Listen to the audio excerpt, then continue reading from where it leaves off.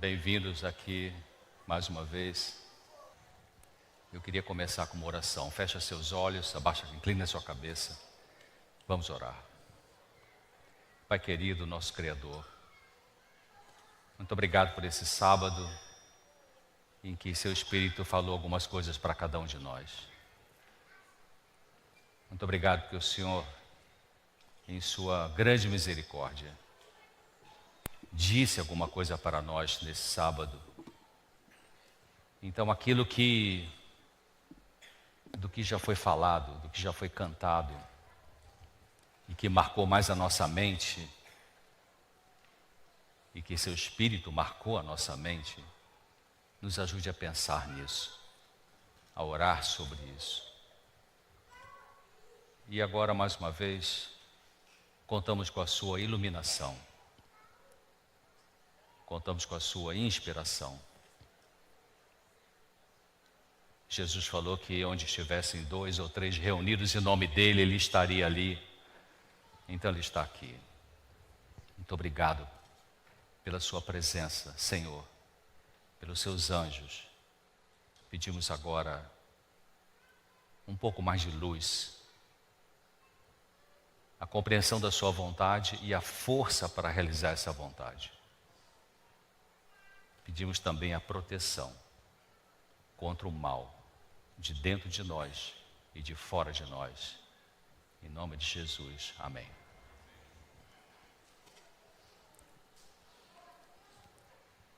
Bom, nessa semana nós estamos falando sobre, ao longo dessa semana, vocês têm um programa especial aqui sobre esse assunto. E aí, eu queria terminar hoje a minha parte. Será que a felicidade familiar existe?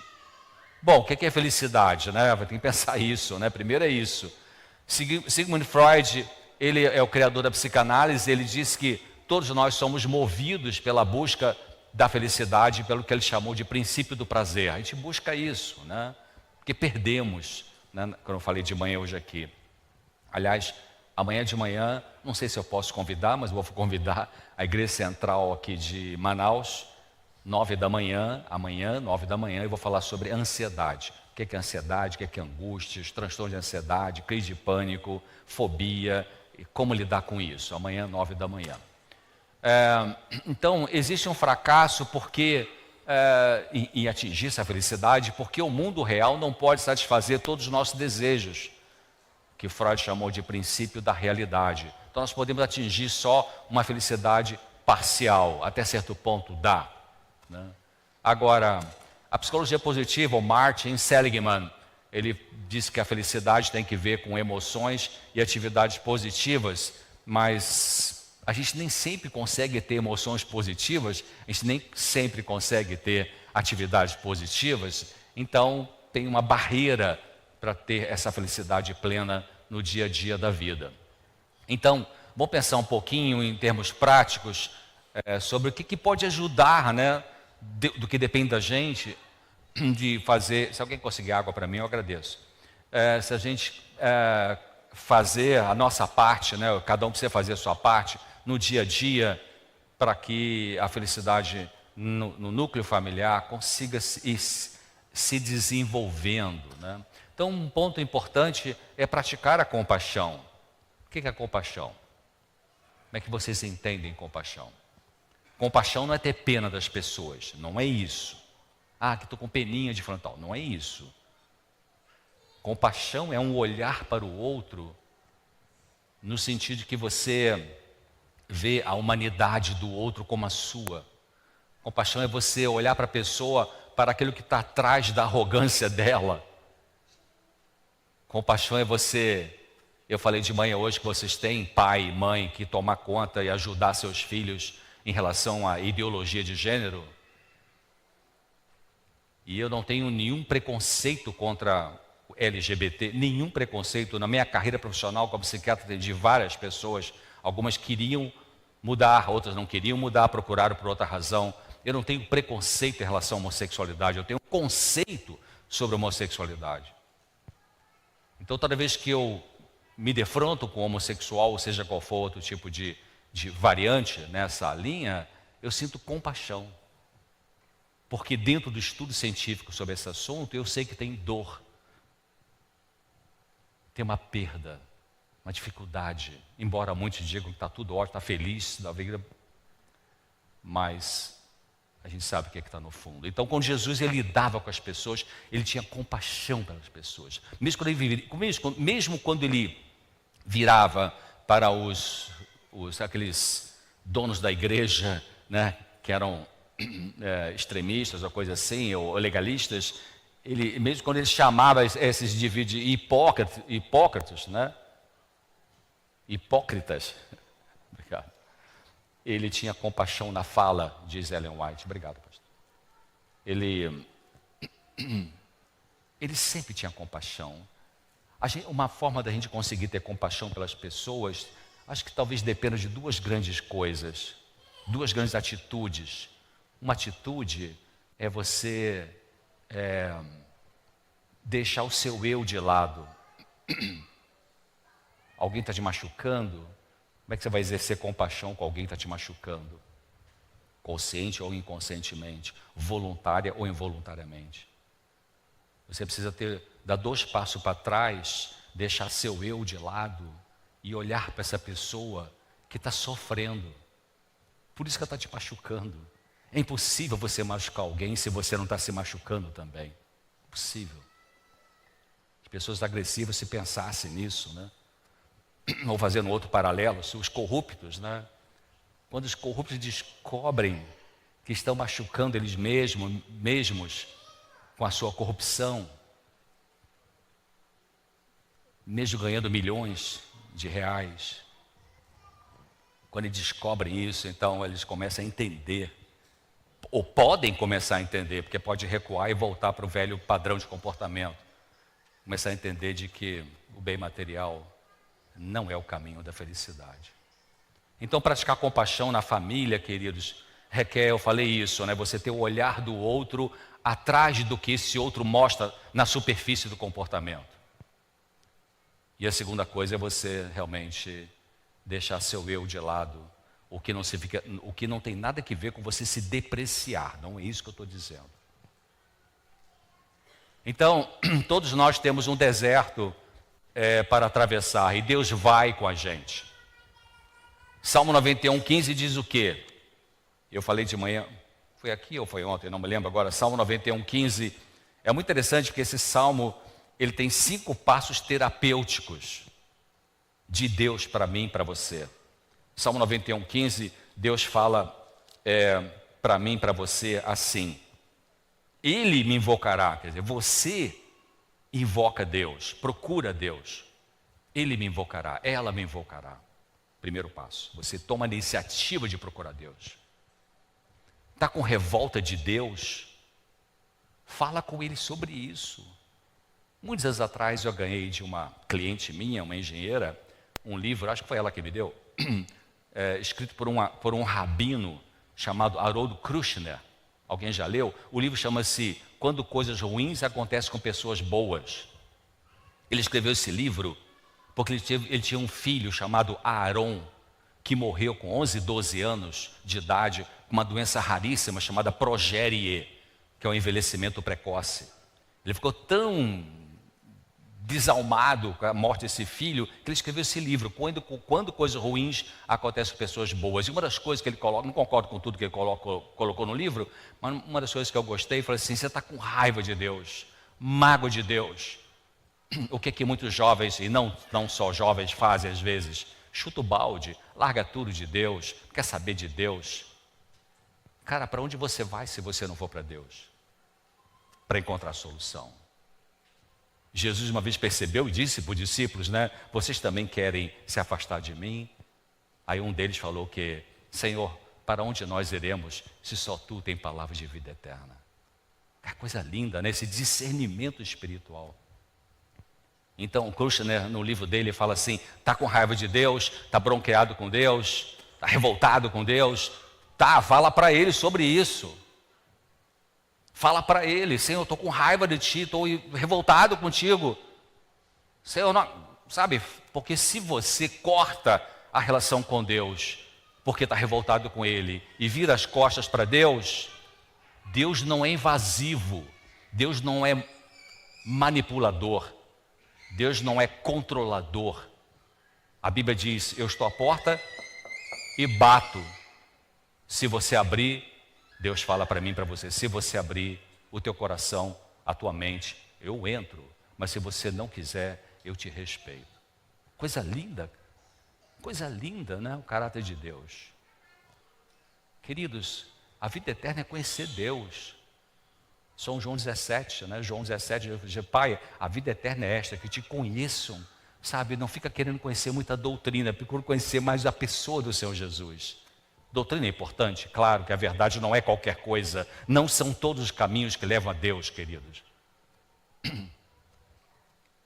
Então, você fala para Deus, porque quando você então está revoltado, está revoltada, está com mágoa, está com, sabe, em relação a Deus, você fala para Ele, está lá em Isaías, e Deus fala assim, vinde, apresenta as tuas razões, Deus convida você, Ele fala assim, eu não tenho prazer na morte do ímpio. Então, se você abre a sua raiva para Deus, a raiva de Deus para Deus, então Ele vai ficar muito feliz, porque Ele vai falar assim, puxa, eu estava esperando você fazer isso, eu vou te mostrar por que isso aconteceu com você, ou por que isso não aconteceu com você, porque você dá chance a Deus de te mostrar essas coisas, de te ajudar nessas coisas. Então, Salmo 91, 15, Ele me invocará. Então você invoca a Deus, você procura a Deus, e Deus fala o segundo passo, eu vou responder para você. Cara, Deus se humilha, né? De vir falar com um cara tão pequenininho como eu, assim, um zero, né? De, sabe, uma mente atrofiada, cara. Querido, nós temos uma mente atrofiada. O encéfalo, o cérebro adulto tem 1,5 kg de massa encefálica.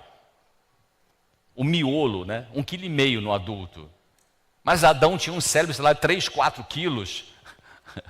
Então nós somos atrofiados. Mas mesmo assim, Deus vem e se revela e me dá condições de percebê-lo. Então ele fala, Ele me invocará, eu lhe responderei, estarei com ele, com ela na angústia. Olha o terceiro passo terapêutico de Deus. Sem prescrever Rivotril, fluoxetina, citalopram, né? Está falando, eu e você, eu Deus com você. Eu sou o teu tranquilizante, eu sou o teu antidepressivo, eu sou a tua vida, eu sou a força que você não tem. A vida é um fenômeno e é uma pessoa. É um fenômeno biológico, mas é uma pessoa, Jesus Cristo. A morte é um fenômeno e é uma pessoa. É um fenômeno que acaba a vida e a pessoa, porque o cara chama Satanás. Então Deus fala, Ele me invocará, eu lhe responderei, estarei com ele, com ela na angústia. Deus é honesto. Deus não é como essas igrejas que tem por aí que fala, vem para a igreja, dá o dízimo, você vai ter só prosperidade. Alô, essa não é a mensagem da Bíblia, meus amigos. Se a teologia da prosperidade fosse verdadeira, então Jesus seria um fracassado na vida humana que ele viveu, porque ele morreu, nasceu, morreu, cresceu pobre. Eu já pensei muitas vezes, sabe, você já pensou? Eu já pensei muitas vezes, como é que seria? Será que tinha 2 mudas de roupa ou 3? Tinha 2 pares de sandália ou um e arrebentava, comprava outro?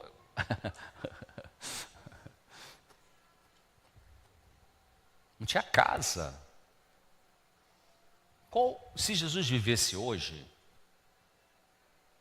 qual o carro que vocês acham que ele teria? Pensa um pouquinho enquanto eu bebo água.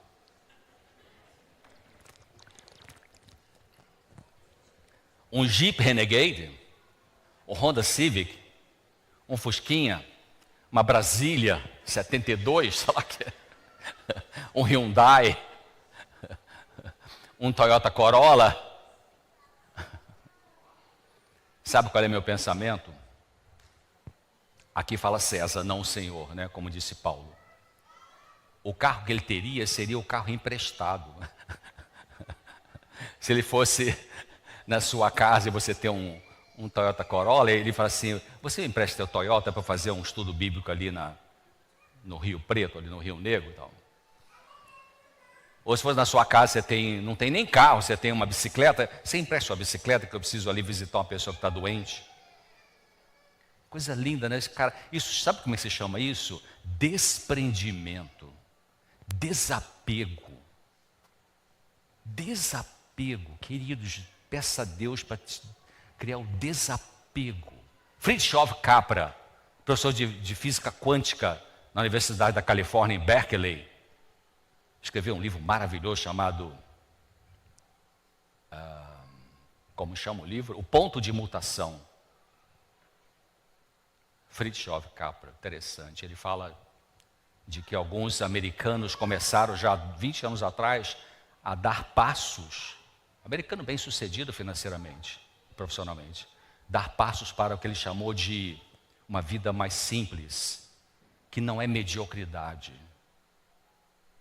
A vida mais simples é o consumo mais simples, a consciência ecológica e se preocupar mais com o crescimento interior do que o crescimento exterior material. Para isso, nós estamos sendo chamados agora, querido. Você já ouviu isso de Deus? Porque nós estamos no fim. Então, Deus fala lá então, estarei com ele na angústia, que Deus é honesto. Ele sabe que eu e você temos momentos de angústia difícil, mas ele diz, eu vou estar com você. Ele não vai pregar igual essas igrejas que dizem, não, vem para a minha igreja que vai ser tudo ótimo, tudo feliz, felicidade o dia inteiro, prosperidade material.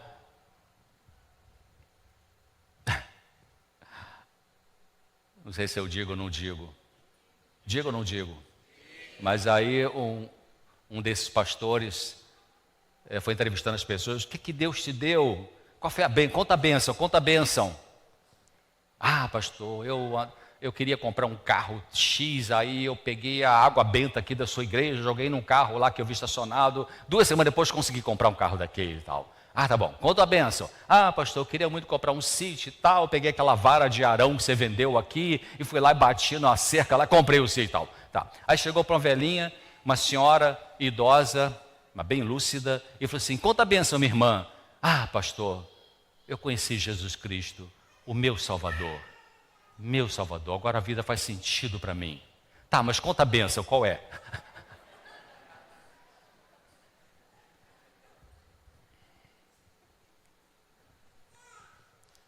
Estamos no mesmo barco, isso significa que as outras pessoas não poderão ser tudo o que queremos, porque elas também têm as suas lutas emocionais.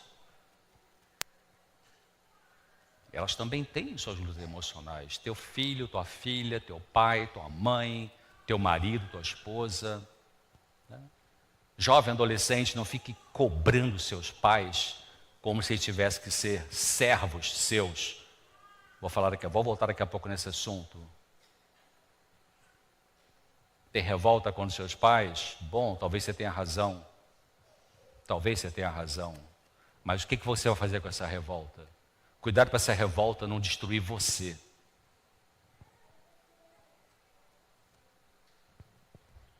Em algum momento da vida, para a gente ter saúde mental, a gente vai ter que perdoar nossos pais.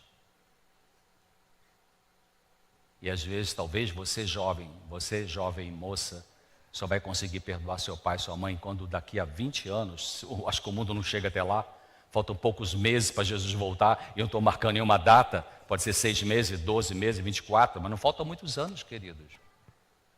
Os sinais estão aí, berrando nossos ouvidos e olhos. Mas se você lá na frente, casa, tem filho, aí você vai começar a entender que seus pais fizeram o melhor que eles puderam, mesmo tendo machucado você. Então, felicidade na família, a gente tem que pensar que tem emoções boas e desagradáveis que vão e voltam. Isso é normal nesse corpo defeituoso e mente defeituosa, limitada que a gente tem. O que é bom do que a gente está sentindo, agradável, o que é bom passa. Mas pense o seguinte, o que é ruim também passa. Essa sua dor vai passar. Não precisa pensar em se matar, se drogar, se prostituir. O que é bom do que você está sentindo, passa, é verdade. Não conseguimos sentir bem o tempo todo, 24 horas por dia, 7 dias por semana. Impossível. Nessa vida, impossível. Por várias razões. Mas o que é ruim também passa. E muitas vezes Deus segura a nossa experimentação da dor, não para nos fazer sofrer, mas para a gente aprender, porque às vezes a gente só aprende na dor. Então Deus, com o coração apertado, deixa que a dor nos atinja, não que Ele mande essa dor, Ele permite, que Ele se afasta e o cara vem e mexe com você. Aquele cara que Jesus disse, falou que ele não tem nada a ver com ele, né? Lembra que Jesus falou assim, agora se aproxima o príncipe desse mundo e ele nada tem em mim. Mas tem comigo, porque eu tenho uma natureza pecaminosa, tenho uma coisa parecida com esse cara, que eu não quero mais ter, mas ainda tenho. Romanos 7, vai Romanos 7, Paulo fala sobre isso. Então, será durante a pandemia, né, que teve home office, lockdown e tudo isso, aí os pai e mãe que trabalhavam fora ficaram em casa trabalhando, no home office, enfim, aí os filhos em casa, algumas mães ficaram escabeladas, ai meu Deus, o que eu faço com essas crianças e tal, né? A pandemia revelou um monte de coisa, né? Inclusive a impaciência dos pais, ou a inabilidade de lidar melhor com os pequeninos, porque de manhã leva para a escola, bota na creche, pega de tarde, enfim, e vai trabalhar, e depois volta para casa, mas estava no jantar, dormir e tal. Então não tinha muito tempo com as crianças em casa, mas a pandemia fez com que a família ficasse ali mais tempo em casa. E as famílias já tinham um problema, tem estudos sobre isso, vários estudos científicos, né, sobre os traumas na infância na época da pandemia. A China, vários trabalhos feitos. Nos lares que já tinham violência, a violência piorou. Nos lares que não tinham, alguns apareceram. Violência que eu digo verbal, impaciência, irritabilidade. Mas será que seus filhos são realmente terríveis? Então, queridos, as crianças também sofrem emocionalmente. Elas têm um direito de expressar o medo delas, dúvidas, ansiedade, insegurança. Quando seu filho pequeno, sua filha pequena falar, mamãe, estou com uma angústia, estou com um medo. Angústia, que não sabe o que é angústia, mas medo. Ai, estou com medo, mãe. Meu netinho mais novo, Telzinho, 4 aninhos, toda vez que faz oração, que ele quer fazer oração, uma graça, ele sempre inclui na oraçãozinha dele assim, ô Jesus, nos proteja do vírus. Ele sempre fala isso. Aí eu já sentei com eles várias vezes, com ele, com o maiorzinho de 8 anos, Luquinha, e falei assim, conta para o vovô, o que é o vírus? Conta, o que é o vírus? Né? Qual é o medo? Aí fui, sabe, jogando perguntas para eles poderem falar, né? Mas às vezes, na boa intenção, papai e mamãe, eu sei na boa intenção que vocês podem ter, uma criança que vê toda essa questão, ficou em casa, não foi mais para a escola, não vai mais no playground brincar, não vai na pracinha, porque o vírus está aí, pandemia, lockdown e tal. Essa criança tem uma angústia, e ela vê papai e mamãe preocupada, bota máscara, álcool gel e tal. Que isso está acontecendo? Aí o vírus, o que é vírus na cabeça de uma criança de 4, 5, 6 anos? E aí essa criança quer falar, estou com medo. Aí você, não, para de ser medo, que bobagem, não é nada disso, tal, vamos orar e tal. Tem muita gente que arrolha a boca das pessoas com vamos orar, né? Mas nem deixou a pessoa falar ainda, deixa a pessoa falar primeiro, depois você ora. Jesus não fazia isso, ele escutava as pessoas, ele empatizava com as pessoas. Ele botava a mão nas pessoas. E nas crianças, então, botava no colo, deixava mexer na barba dele. As crianças adoravam estar perto de Jesus. Já vi gente pregar nessa igreja que, Jesus nunca ninguém viu Jesus sorrir, mas todos viram chorar. Uma imagem trágica de Cristo era alegria. Era feliz, não era afetado, não era histérico. Ele era feliz, com equilíbrio. Tinha paz, mesmo uma guerra terrível em cima dele. Então quando sua criança for desabafar, seu jovem for desabafar, escute. Dê um espaçozinho para a criança falar. Ela precisa falar. Expressar seu medo. Levantar suas perguntas. E responda com coisas simples. Não precisa dar uma aula de infectologia para falar o que é o vírus, né? Igual uma propaganda que tinha anos atrás, a cena da propaganda era assim, a cozinha, a mesa ali, a mãe estava comendo uma refeição com a filhazinha, sei lá, de 7 anos por aí. Aí a menina vira para a mãe e fala, comendo ali as duas, a menina vira para a mãe e fala assim, mãe, o que é virgem? Aí a mãe falou assim, ai meu Deus, é hoje. Vou ter que contar toda a história agora e tal. Respirou fundo e deu uma aula de 1h30 sobre sexualidade, sobre...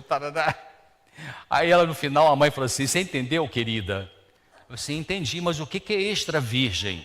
Porque na frente da menina tinha uma garrafa de azeite extra virgem. A mãe ansiosa, então... Como é que teria resolvido isso? Filhinha, o que você quer dizer com virgem? É isso, né? Não, eu que vi na garrafa. Então faça a pergunta, né? Mamãe, estou com muito medo. Sim, querida, medo de quê? Fala para a mamãe. Papai, estou com não consigo ir lá fora brincar com meu amiguinho porque eu estou com medo. Medo de quê, querido? Fala para o papai. Acolhe essa criança, deixa ela falar. Então, isso é importante. Deixe fazer pergunta, como eu falei, né? Você vai responder com cautela, com verdade, com carinho, sem grosseria, sem impaciência. Olha só o que Ellen White diz nesse texto.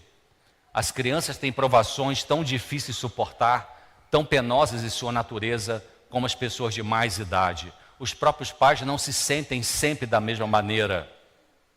Não é verdade? Os pais não se sentem... Você sente sempre serenidade? Você está sempre com calma no seu coração?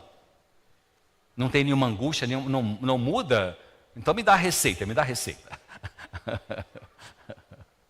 Então as crianças têm provações, queridos. Claro, as crianças não dizem, verbalizando para você. Uma criança de 5 anos não fala assim, mãe, estou com uma angústia. Mas como que a criança manifesta os seus conflitos emocionais? Pelo comportamento. Volta a fazer xixi na cama, fica hiperativa, ou fica muito quietinha, parada, que não quer brincar mais com ninguém. Perde o apetite, tem febre de origem desconhecida, vai no pediatra, não tem nenhuma infecção, não tem nenhum problema, nenhuma virose, nenhuma bacteremia, nada disso, mas está com febre, dor na barriga, típico de criança com estresse emocional, dor de barriga. Assim. Então, na família a gente precisa fazer isso. Olha só, Efésios capítulo 6, Efésios 6, de 1 a 4, Efésios 6, de 1 a 4. Vós, filhos, sejam obedientes a seus pais no Senhor, porque isso é justo. Honra teu pai e tua mãe, que é o primeiro mandamento com promessa, para que te vá bem e viva muito tempo sobre a terra. E o versículo 4, Efésios 6, 4. E vocês, pais, não provoquem a ira os seus filhos, mas criem esses filhos na doutrina e na administração do Senhor. Não irrite seus filhos. Colossenses, vira um pouquinho para a direita na sua Bíblia, Colossenses 3,21 diz o quê? Colossenses 3,21 fala assim, vocês pais, não irritem seus filhos para que não percam o ânimo, ou para que não fiquem desanimados, algumas versões dizem. E quando a criança fica desanimada pelo maltrato do pai e da mãe, ela pode se deprimir. Depressão também atinge as crianças. Então, cada um precisa pensar na família, no que está pendente no relacionamento, no que precisa corrigir, conversar, ajustar, entender, perdoar. Então você pode usar um tempo na sua família para falar dessas coisas que às vezes são muito difíceis. Muitos anos atrás, no início da minha carreira como psiquiatra, eu li um livro, eu estava muito interessado em terapia centrada no cliente, Carl Rogers, um americano, uma terapia muito humanista, muitas coisas legais nessa abordagem. E eu li um livro dele chamado Carl Rogers, Casamentos, esqueci agora, enfim, não importa, mas uma coisa que marcou nesse livro, às vezes você lê um livro aí de 200 páginas, uma frase que só que a gente guarda, né? Mas que serve. Então ele falou assim, aquelas coisas que você acha que não devem ser ditas, no seu casamento, talvez sejam as coisas mais importantes para serem ditas. E você pode achar que não deve falar, porque pode ser uma coisa difícil ser falada. E na relação conjugal tem coisas difíceis serem faladas. Toda relação conjugal boa, né? Tem coisas difíceis, mas que você precisa falar. O grande segredo é como você vai falar. Aprendi uma frase no inglês, quando estava nos Estados Unidos, traduzi em português, diz assim: diga o que você quer dizer. Porque tem gente que não diz o que dizer, né? Surge a oportunidade, tem aquela conversa, e aí você depois, cara, perdi a chance, por que eu não disse aquilo? Porque tem um clima para dizer algumas coisas. Então, diga o que você quer dizer, primeiro. Segundo, dê sentido ao que você diz. Para que você está dizendo isso? O que você quer com dizer isso? E terceiro, mas não diga de forma agressiva. Então, vocês que têm um perfil autoritário, homem e mulher, pensa nisso. É muito difícil alguém escutar você, aquilo que talvez seja justo para você falar, mas se você fala de uma forma agressiva. Se você fala de forma agressiva, possivelmente bate e volta o que você disse. Porque magoou outra pessoa, feriu outra pessoa. Jesus nunca era agressivo na forma de falar com as pessoas, ele era firme. Mas ser firme é diferente de ser agressivo. Ser agressivo é abuso verbal, que precisa ser eliminado das famílias para construir a felicidade. Não mais adiar o que está engasgado na vida conjugal. Às vezes, se você tem um perfil de guardar, a gente chama na gíria de engolir sapo, não é isso, né? Talvez aqui em Manaus seja engolir peixe, né? Muito peixe, eu sei. Eu fiz palestra lá em Pernambuco uma vez, anos atrás, falei assim, em vez de falar assim, tira o cavalo da chuva, eu falei assim, tira o jegue da chuva, porque ela é jegue, então fala jegue, né? Então, não mais adiar o que está engasgado na vida conjugal.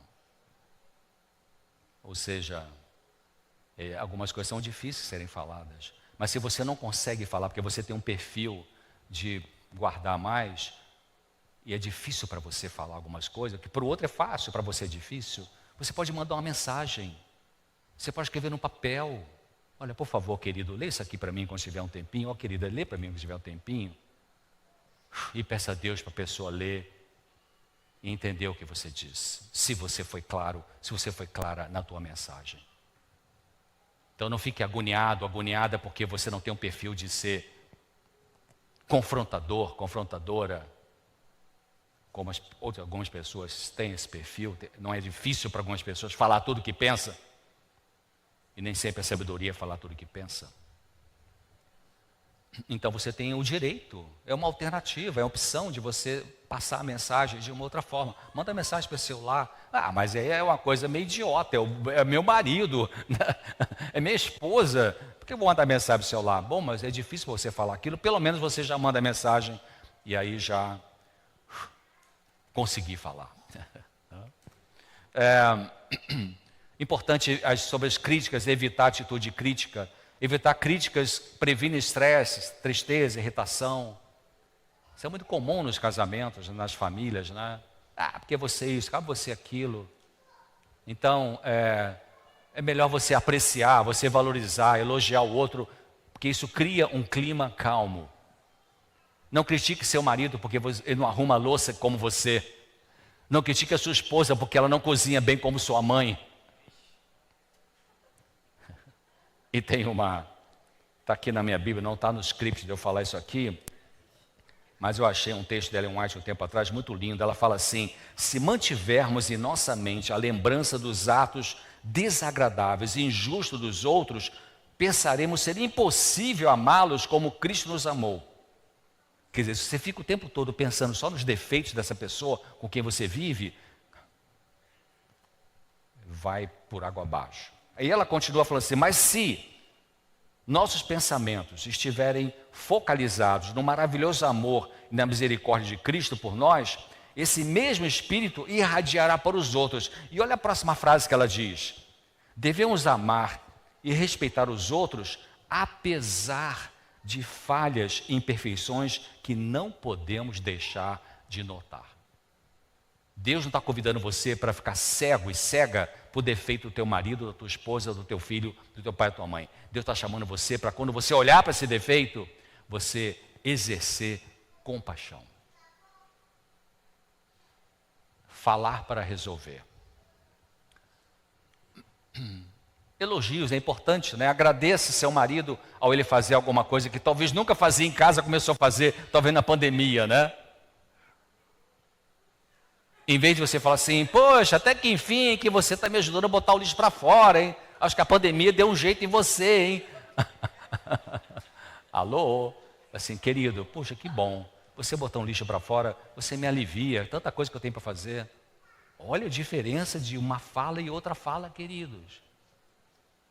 Ah, mas ele devia saber que tem que botar... Ei, alô?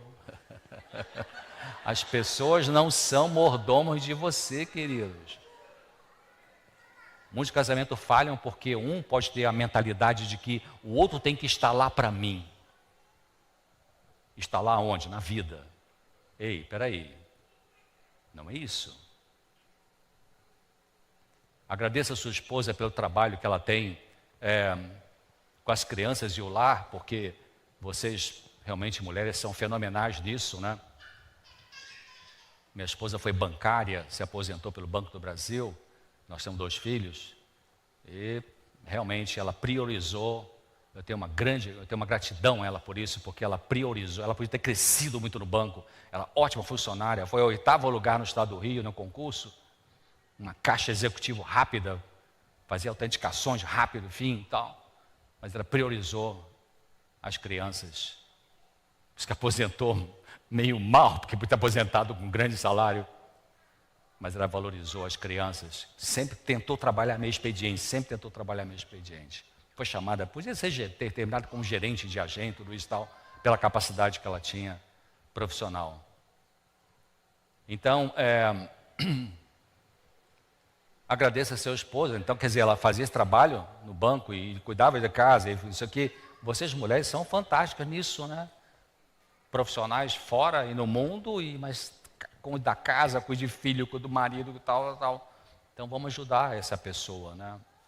Antes de dormir, uma dica, né? Você diga para o seu cônjuge 3 coisas que você apreciou nele ou nela naquele dia. Fazer coisas simples. Obrigado que você passou na padaria, trouxe um pãozinho que eu gosto. Obrigado que você trocou a fralda do bebê hoje, mesmo sabendo que você estava ocupado com alguma coisa. 3 coisinhas simples. Não se pode conviver juntos em paz, sendo críticos. Seja gentil um com o outro. O que diz Provérbios 15:1? Provérbios 15:1 diz o quê? Que é uma dica que a gente vai usar no dia a dia, na nossa casa e nas relações sociais também, na comunidade religiosa e no trabalho. Provérbios 15:1 diz assim: a resposta branda desvia o furor, mas a palavra dura suscita a ira, ou desperta a ira. Seja mais curioso do que furioso. Que é isso, né? Se você perceber que seu marido, sua esposa está irritada num certo momento, num certo dia, não se irrite também. Respira fundo, procure saber o que está acontecendo, com desejo de ajudar. Incentive essa pessoa da família a falar e expressar a zanga dela com respeito e não traga aquilo como algo pessoal, porque pode não ser nada com você. Então você diz para a pessoa, fala querida, desabafa, eu vi que você está muito nervosa, o que está acontecendo? Conta para mim. Meu marido, o que está acontecendo com você? Então, você incentiva a pessoa a falar e sem trazer que é contra você. Mas claro, você vai falar sem agredir o outro e você vai também escutar o desabafo com respeito. Efésios 3 diz o que? Efésios 4, aliás. Efésios 4, 26, 4, 26 diz assim: irai-vos e não pequeis, não se ponha o sol sobre a vossa ira. E o 31 e o 32 dizem assim: toda amargura, toda ira, toda cólera, toda gritaria, blasfêmia, toda malícia seja tirada dentro de vocês, da sua família. Antes seja uns para com os outros bondosos, afáveis, misericordiosos, generosos, perdoando uns aos outros como também Deus os perdoou em Cristo. Você tem essa escolha, queridos. Você tem essa escolha de vou agir dessa forma ou dessa forma. Eu sei que as pessoas impulsivas, elas parecem que não têm escolha, porque o que é uma pessoa impulsiva? Pessoa impulsiva é aquela que pensa depois que falou. Depois que ela machucou, aí que ela vai parar e pensar se machucou ou não. E mesmo assim, às vezes, algumas pessoas dizem assim: desculpa, eu te machuquei mais. Tal.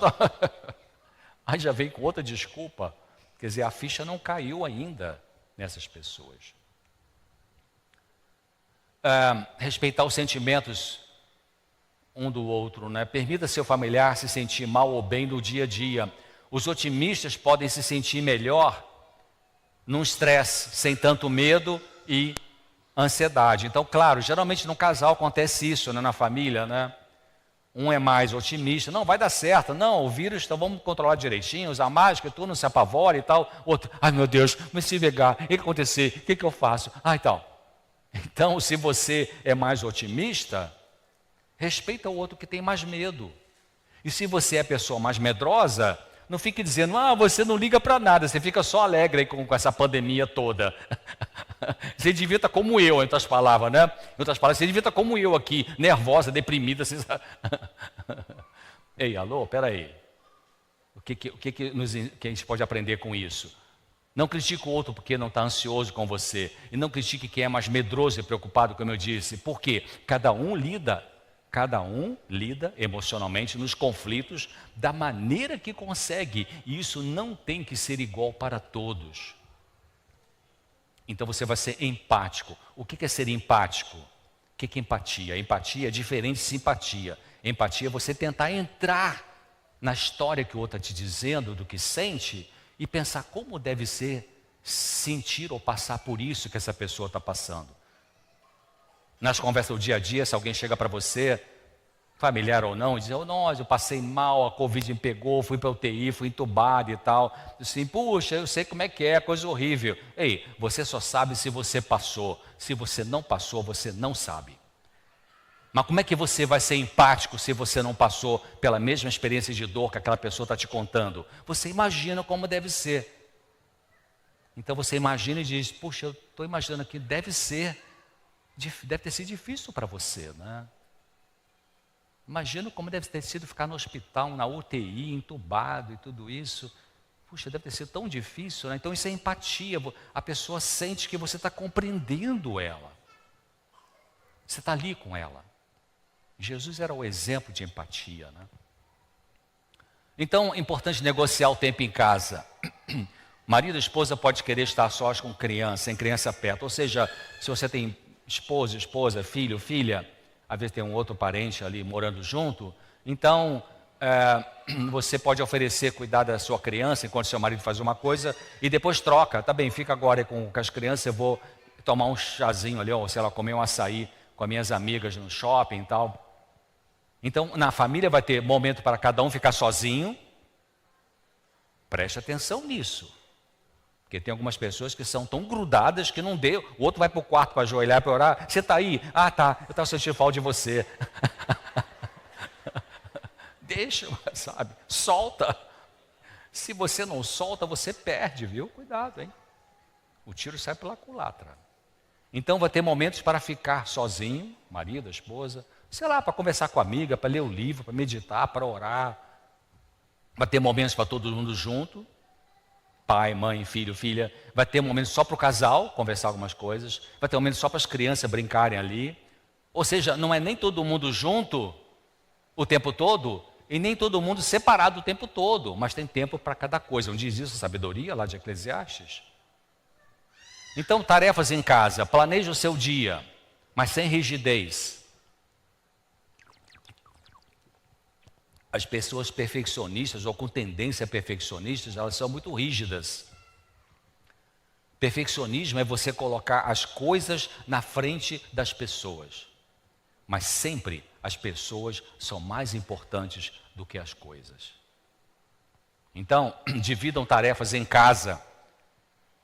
Crianças pequenas não devem assumir coisas difíceis. Dependendo da idade, elas podem cooperar com pequenas tarefinhas. Voltando à minha filha, que eu estou mais perto dela, meu filho está nos Estados Unidos, tem 3 filhos lá, então estou mais perto aqui dela. Então, às vezes, o menorzinho, minha filha tem a máquina de lavar e tem a máquina de secar. A máquina de secar dela tem aquela tampa redonda que você pode abrir na altura de uma criança. Então, às vezes, ela chama o filho, vem cá, ajuda a mamãe. Aí ela abre a tampa e pega a roupa, dá para a mamãe. Aí ele vai pegando, ele gosta de ajudar, uma coisa linda. O maiorzinho também. Aí pega, vai, dá a mamãe. Então você dá uma tarefinha em casa. É mais difícil dividir essas tarefas em casa se tem superproteção.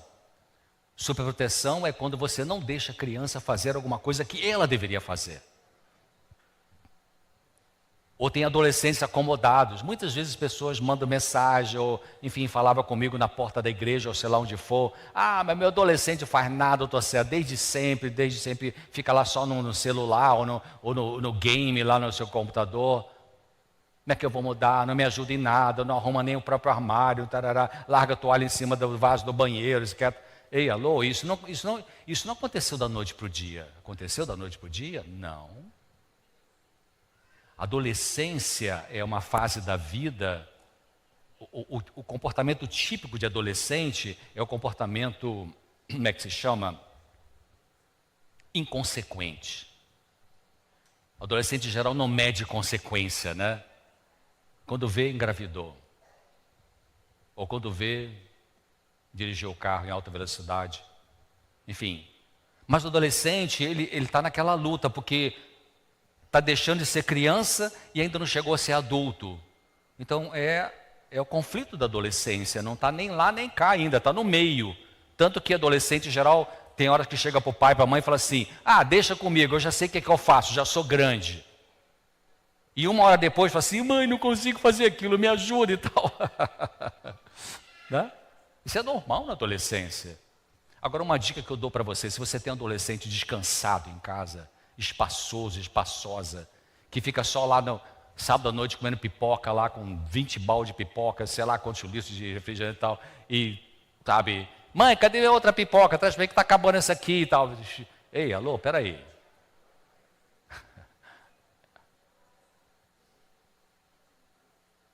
Ou quantas pessoas mandaram mensagens, e até respondo algumas no programa claramente, já tem um monte lá para responder agora.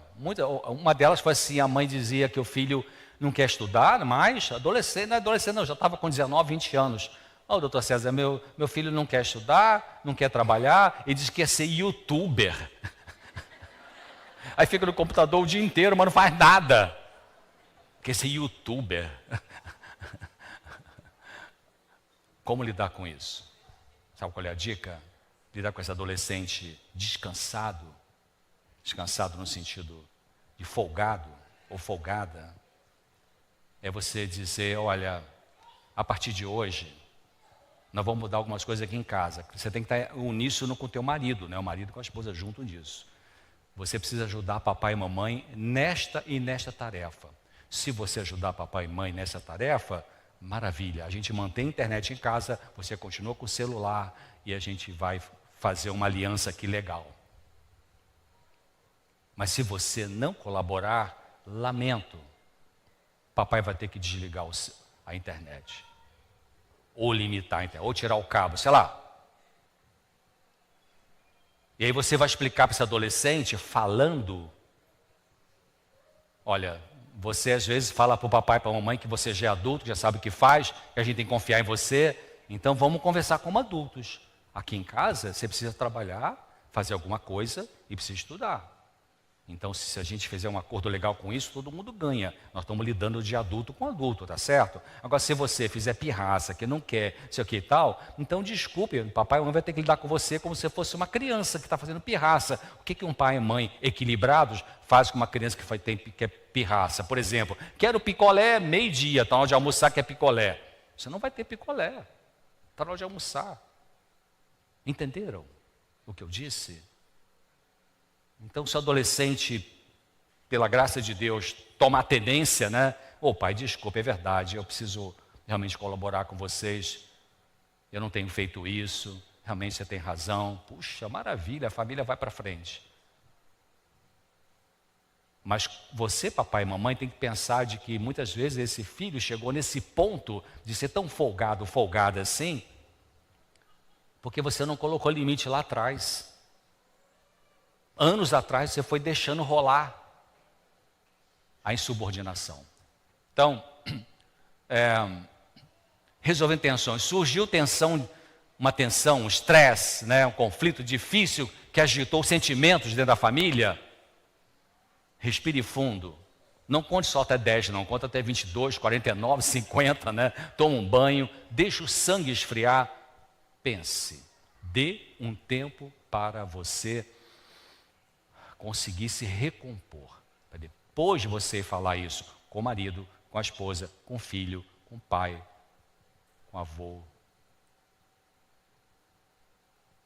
Ellen White criou uma menina. Ela teve 4 filhos, mas ela pegou a menina para criar. E falou que a menina pirracenta. Tirava do sério.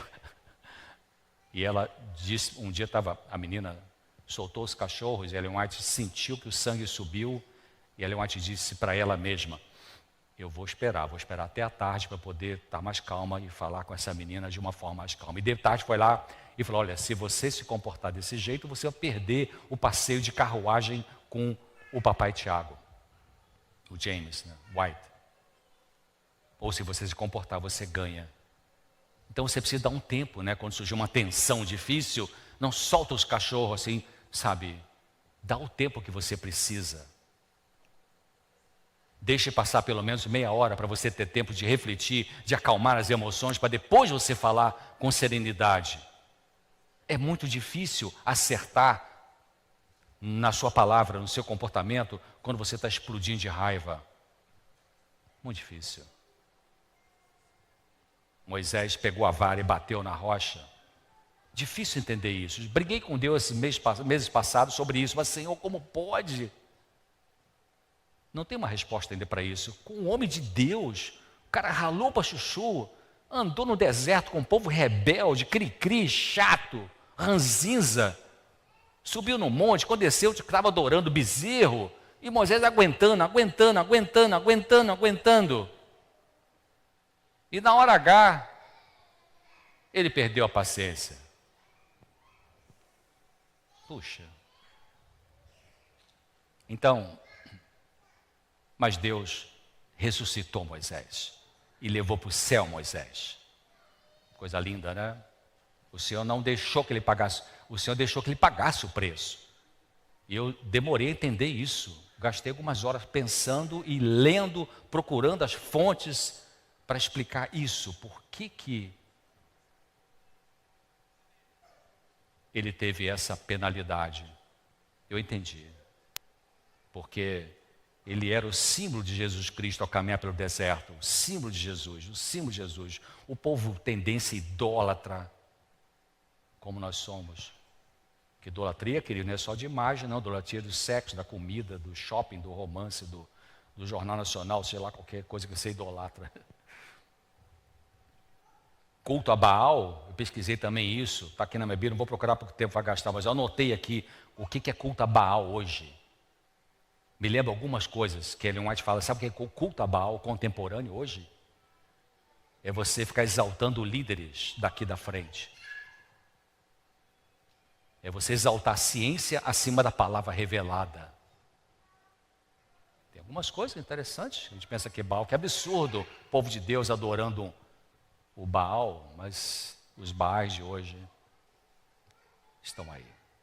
Gente que é fanática, adventista, fanática por futebol. Isso é um Baal, cara. Então, é importante você deixar passar pelo menos meia hora para ter tempo de acalmar. Mas evite deixar isso para o dia seguinte. A palavra diz, né? Irai-vos, não pequeis, não se põe o sol sobre a vossa ira. Mas também tem o seguinte, porque, vamos supor que é 11h30 da noite, você brigou com a tua esposa, brigou com o teu marido, e você está morrendo de sono, tem que acordar às 5 horas da manhã do dia seguinte, como é que você vai resolver? Não vai deixar isso para amanhã do seguinte. Deus é flexível. Eclesiastes 7, acho que diz lá, não sejas demasiadamente justo, nem demasiadamente sábio, porque destruirias a ti mesmo. Então diga, Deus, eu estou com muita raiva da minha mulher, não consigo nem olhar para a cara, vou dormir na poltrona da sala, que eu não aguento ficar perto dela hoje. Mas amanhã você bota o joelho no chão e resolva esse assunto. Não jogue muito para frente, senão aquele cara vai te enrolar mais. Então converse para resolver o problema, não para criar mais tensão. Seja honesto e pense no que eu estou errando.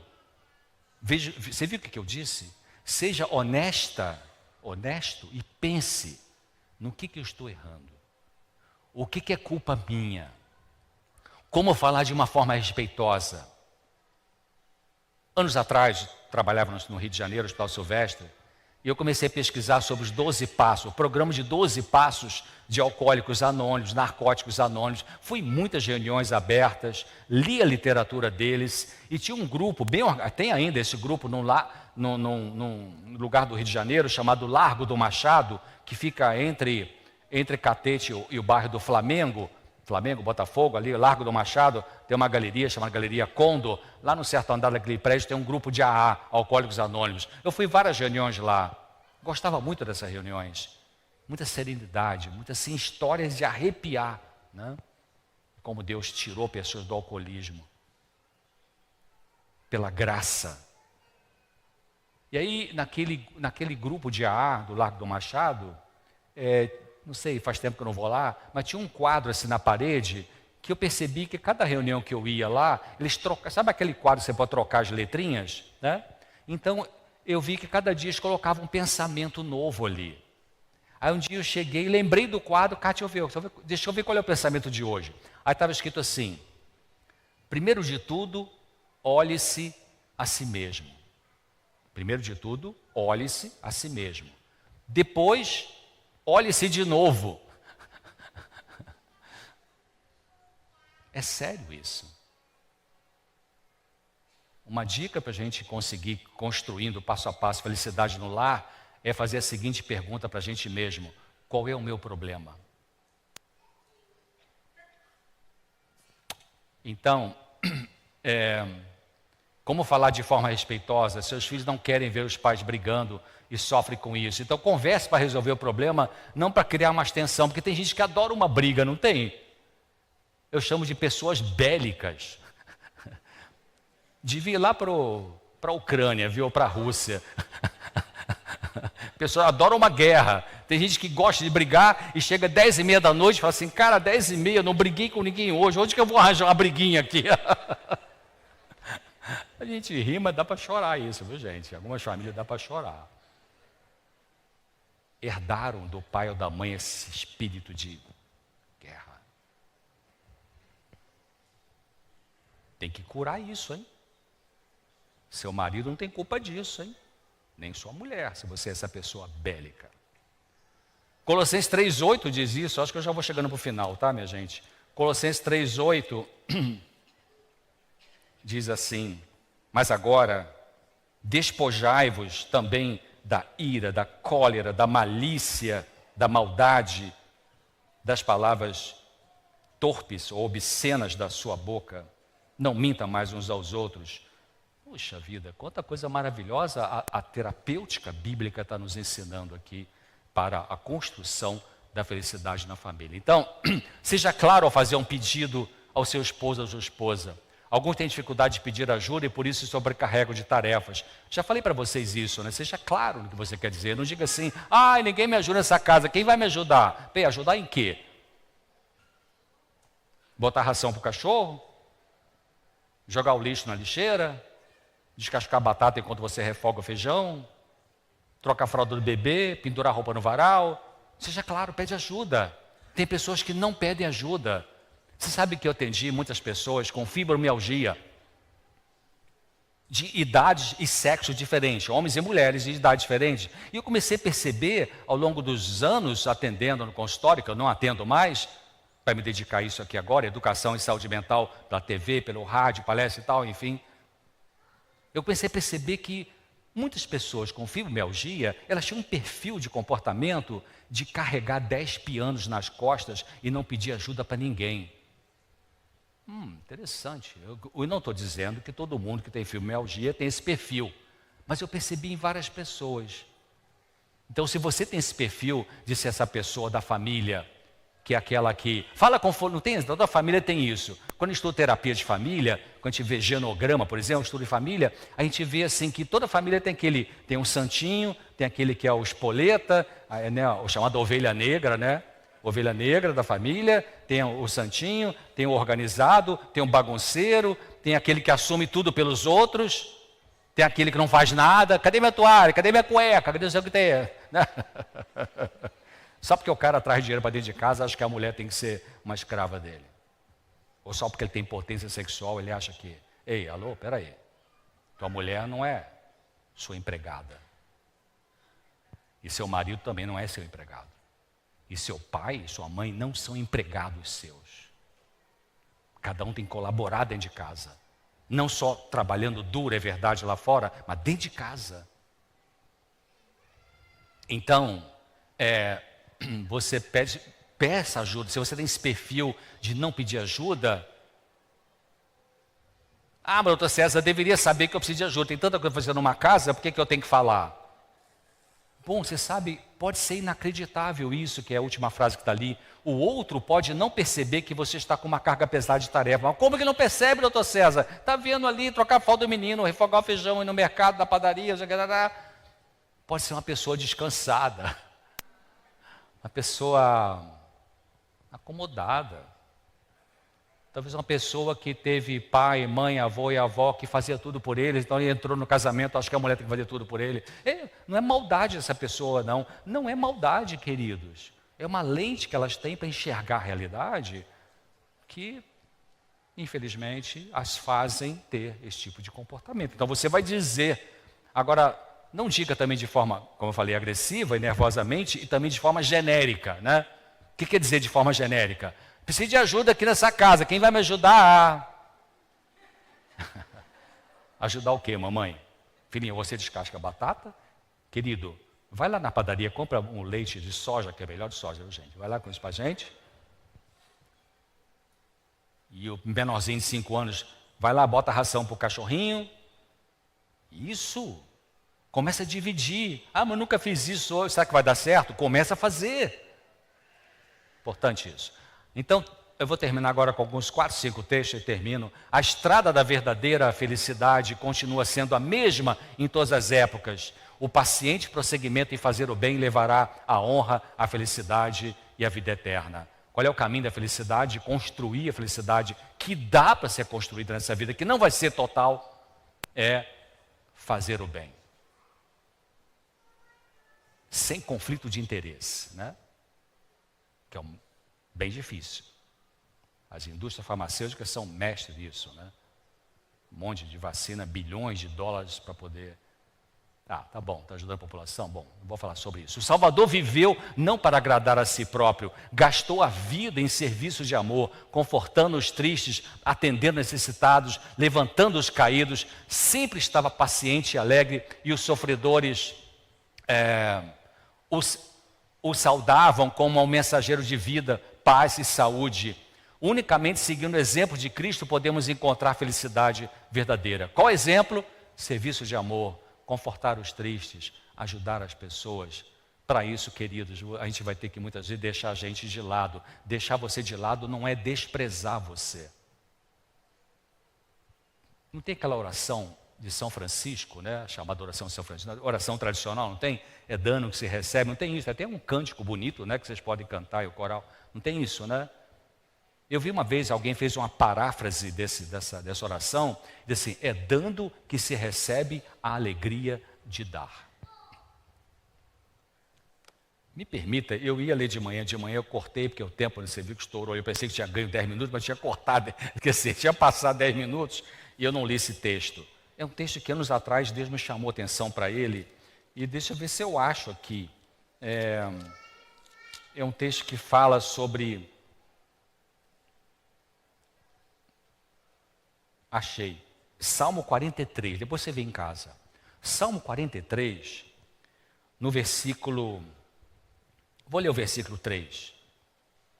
Envia a tua luz, Deus, a tua verdade, para que me guie e me levem ao teu santo monte e aos teus tabernáculos. Verso 4.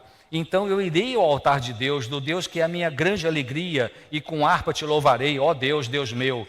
E aí tem um asteriscozinho aqui dizendo para eu ler na página, no pé da página da Bíblia, porque aqui está dizendo, então irei ao altar de Deus, do Deus que é a minha grande alegria. Mas sabe qual é o original hebraico? Não é do Deus que é a minha grande alegria. O original hebraico é do Deus que é a alegria da minha alegria. Quando eu li isso, eu pensei, cara, é isso. Do Deus que é a alegria da minha alegria. Se você está um dia que não consegue ter alegria, Deus vai colocar a alegria dentro de você. Se você não consegue perdoar, Deus vai colocar o perdão dentro de você. O Deus é a alegria verdadeira, não histérica, não falsa. Ela é Deus em você. Sabe o que significa a palavra entusiasmo? Entusiasmo, etimologicamente falando, é cheio de Deus. Coisa linda, né? Então, Jesus tinha esse perfil, esse comportamento, né? Acho que é o penúltimo que vem aí. Não, o que aconteceu?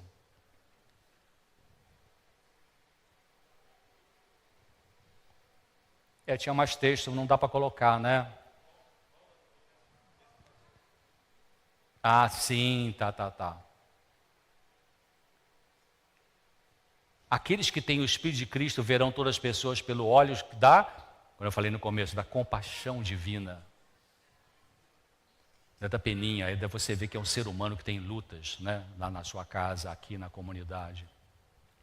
Ninguém na terra compreendera Jesus, nem ainda em seu ministério devia andar sozinho durante a sua existência. Nem a mãe, nem os irmãos lhe tinham compreendido a missão. Os próprios discípulos não o entendiam. Jesus habitara, né, na eterna luz, sendo um com Deus, mas sua vida na terra devia ser vivida em solidão.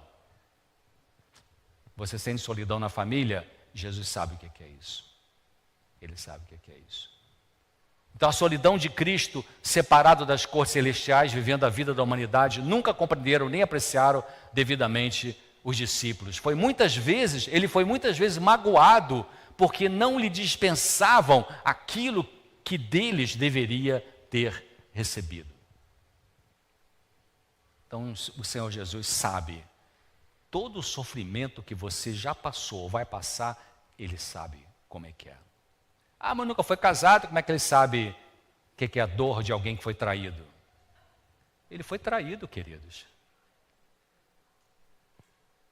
E a dor da traição que ele viveu foi muito maior do que a dor de uma traição conjugal, que é uma das piores dores desse planeta. Então,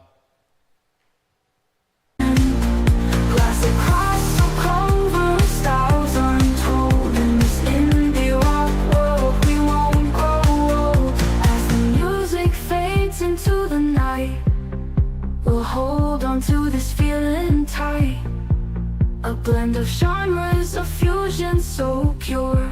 In this chill style will endure.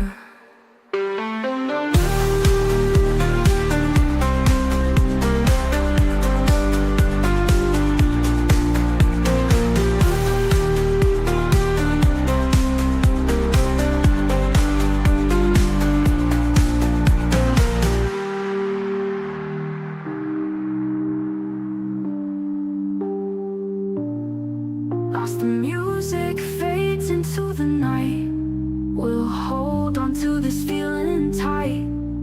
A blend of genres, a fusion so pure. A estrada da verdadeira felicidade continua, isso já li, né? O Salvador viveu não para agradar a si, gastou a vida em serviços de amor, também já li sobre isso. Então, acho que é isso aí.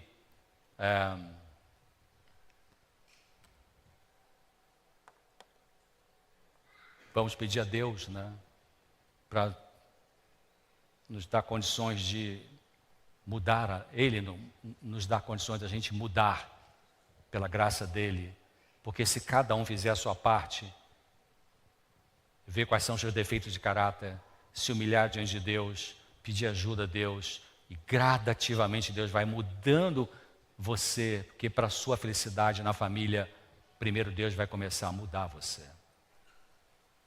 Porque mudando você, você percebendo a graça dele atuando em você, isso basta. Quanto tempo o outro com quem você convive vai precisar para melhorar algum defeito de caráter? Já não vai ter tanto peso para você, porque você está sentindo a graça de Jesus no seu coração. Fique com Deus.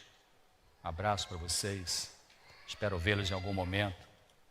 E entrega teu caminho ao Senhor, confia nele e o mais Ele vai fazer.